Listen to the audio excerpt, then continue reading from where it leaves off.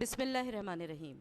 السلام علیکم، میں ہوں Shamila Qasim, happy palace group of schools کے پلیٹ فارم سے آپ سے مخاطب ہوں۔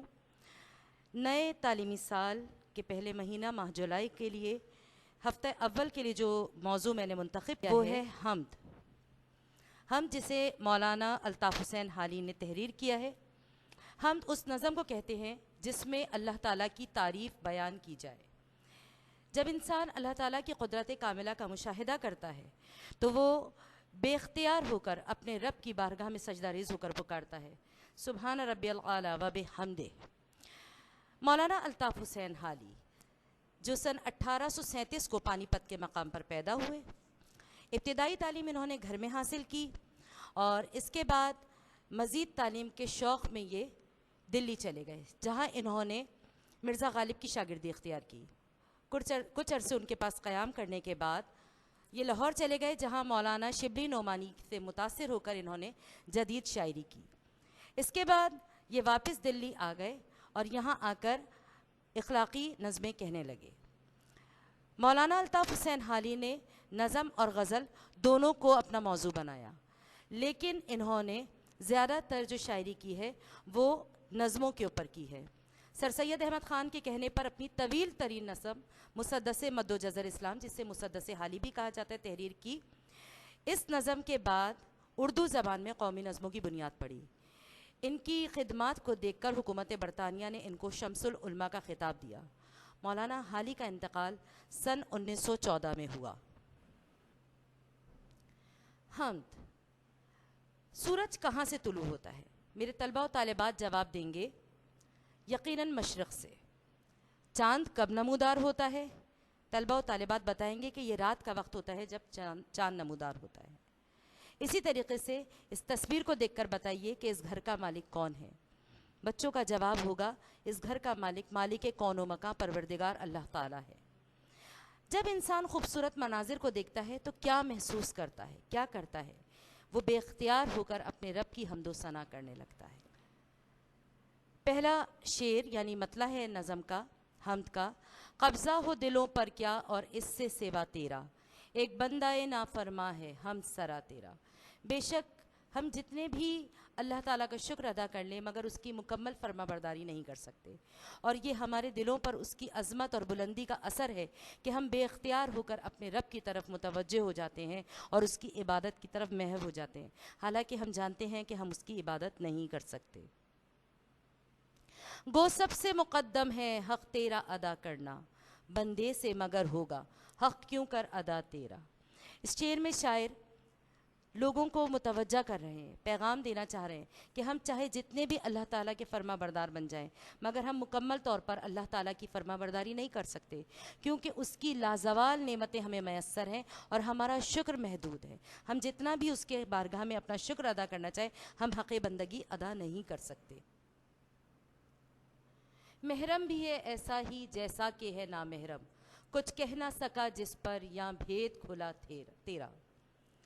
اس شعر میں مولانا الطاف حسین حالی لوگوں کو بتانا چاہ رہے ہیں، اللہ تعالیٰ کی بارگاہ میں اپنی کمتری کا اظہار کر رہے ہیں۔ وہ کہتے ہیں کہ تو ایسا ہی محرم ہے، محرم کا مطلب ہوتا ہے جاننے والا، جیسا کہ نامحرم، نامحرم یعنی غیر، یعنی ہم اس کو نہیں پہچانتے۔ ہم کوئی ایک شخص دنیا کا ماں سوائے رسول کریم صلی اللہ علیہ وآلہ وسلم کے نہیں کہہ سکتا کہ میں نے اللہ تعالیٰ کے نور کا دیدار کیا ہے، اللہ تعالیٰ کے نور کا، اللہ تعالیٰ کے جلووں کا آپ صلی اللہ علیہ وآلہ وسلم کے علاوہ کسی نے دیدار نہیں کیا۔ تو بے شک ایسا ہی کہ ہم بنا جانے، بنا اس کی ذات کو جانے، ہم اس کو صرف پہچان کر، اس کی قدرت کاملہ کا مشاہدہ کر کر، اس حسین مناظر کو دیکھ کر، ان دنوں رات کے آنے جانے کو دیکھ کر، چاند اور سورج کے طلوع اور غروب ہونے کو دیکھ کر اللہ تعالیٰ کو پہچانتے ہیں۔ اور جب اس حقیقت سے آشنا ہو جاتے ہیں کہ وہ وحدہ لا شریک کس قدر بزرگ و یکتا ہے جو اس نظام کائنات کو چلا رہا ہے، تو وہ پھر کچھ کہہ ہی نہیں پاتا ماں سوائے اپنی ذات کو حقیر ترین سمجھ کر خدا کی بارگاہ میں سجدہ ریز ہونے کے۔ جچتا نہیں نظروں میں یا خلعت سلطانی، کملی میں مگن اپنی رہتا ہے گدا تیرا۔ بالکل ایسا ہی ہے کہ انسان جب اپنے رب کی طرف متوجہ ہو جاتا ہے تو اپنی سادہ زندگی میں کھوئے رہنا پسند کرتا ہے. وہ کوشش کرتا ہے کہ صرف اور صرف اپنے رب کی بارگاہ میں، اپنے رب کی بارگاہ تک متوجہ رہے، اس عمل کی طرف متوجہ رہے کہ خدا اس سے راضی ہوگا، اس کا عمل اس کی رب کی بارگاہ میں مقبول و معروف ہوگا. اس کی نگاہ میں دوسروں کی دولت، دوسروں کی شاہی کوئی حقیقت نہیں رکھتی. یہ جو لفظ خلعت سلطانی ہے، اس کا مطلب ہے لباس شاہی. تو انسان اس کی طرف کبھی متوجہ ہو ہی نہیں پاتا، کیونکہ وہ فقط یہ سوچتا رہتا ہے کہ میرا رب مجھ سے راضی ہو جائے. گلا تیرا.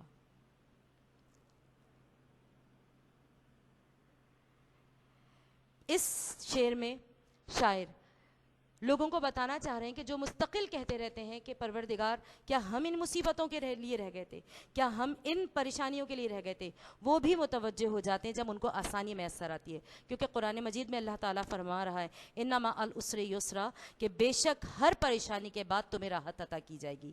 تو جیسے ہی راحتیں ملنا شروع ہوتی ہیں تو وہ لوگ جو رنج و مصائب کا گلہ کر رہے ہوتے ہیں، پریشانیوں کا گلہ شکوہ کر رہے ہوتے ہیں، وہ اللہ تعالیٰ کی بارگاہ میں سجدہ ریز ہو جاتے ہیں کہ بے شک وہ وحدہ لا شریک ہے کہ جس نے ہمیں ان پریشانیوں سے نکال کر آسانی کے اسباب مہیا کیے.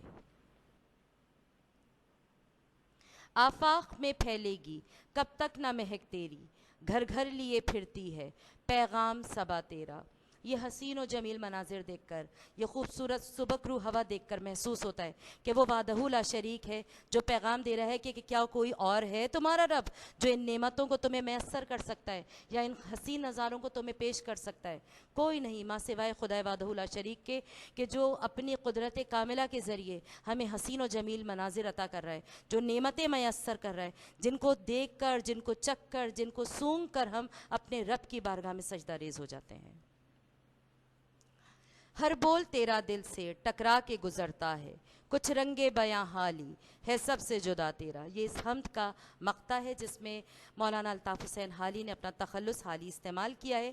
شاعر کہتے ہیں کہ تیرا بول، تیرا ہر انداز اس قدر پر اثر ہے کہ لوگوں کے دلوں پر اثر انداز ہو جاتا ہے.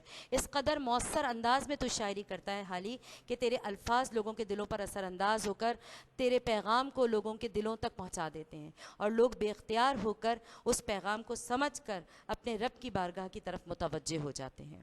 امید ہے آپ سب کو ہم سمجھ میں آ گئی ہوگی. میں نے کہیں کہیں مختصر تشریح اس لیے کی ہے تاکہ آپ الفاظ کے ساتھ ساتھ ان کو سمجھ بھی سکیں. مزید آگے آپ یہ دیکھیں گے کہ ہم کیا کام کرنے والے ہیں. مشقی کام میں ہم الفاظ معنی، سوالات و جوابات اور تشریحات کرنے والے ہیں. اس کے علاوہ ہم جملے بنائیں گے. انشاءاللہ تعالی تمام طلباء و طالبات کو یہ سمجھ میں آ گیا ہوگا. خدا نخواستہ اگر آپ کو کہیں پہ بھی کوئی پریشانی ہے تو آپ اپنے معلمین سے رابطہ کر سکتے ہیں. انشاءاللہ تعالی وہ آپ کو مزید آگاہی فراہم کر دیں گے. شکریہ.